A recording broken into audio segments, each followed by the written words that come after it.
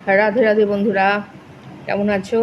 আমি সাজুগুজু করে বেরিয়ে পড়লাম শপিং করতে। আমার ছেলেকে নিয়ে আমি বেরিয়ে পড়লাম। তো বাজারে বেরিয়েই আমি একটা টোটো নিলাম, নিয়ে আমার গন্তব্যে পৌঁছানোর চেষ্টা করছি। কিন্তু বাজারে প্রচণ্ড ভিড় চৈত্র মাসে, চারিদিকে ভিড় আর ভিড়, এপার ওপার করা যাচ্ছে না। আমি ভিড় ভীষণ অপছন্দ করি, আমি একটু ভিড়টা অ্যাভয়েডই করি।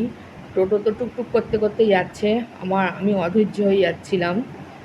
তা এইভাবেই টুকটুক করতে করতে আমি আমার গন্তব্যে পৌঁছালাম।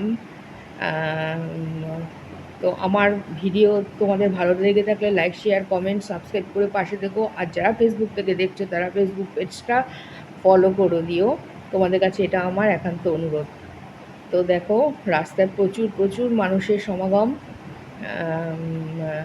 তো এরপরে আমি আমার গন্তব্যে অবশ্যই পৌঁছলাম, এবং যেখান থেকে আমি সব শপিং করি সেখানে আমি প্রথমে মেল কাউন্টারে গেলাম আমার হাজব্যান্ড, ছেলে আর ননদের ছেলেদের জন্য কিছু জামা কাপড় কেনার জন্যে।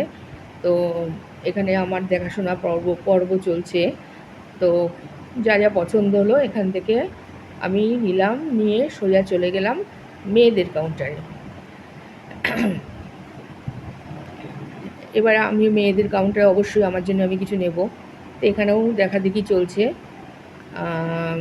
তারপরে তোমাদের যাই হোক, সমস্ত কিছু সব সব কিছু কেনাকাটা হয়ে যাওয়ার পরে আমি বিলিং কাউন্টারে গিয়ে সব জামা কাপড় বিল করালাম। তো তোমরা একটু বলো কোন ড্রেসের কালারটা সবথেকে সুন্দর। হ্যাঁ, হ্যাঁ, এরকম আমি এখন বিল ফিল করিয়ে সোজা খাবারের দোকানে চলে যাব।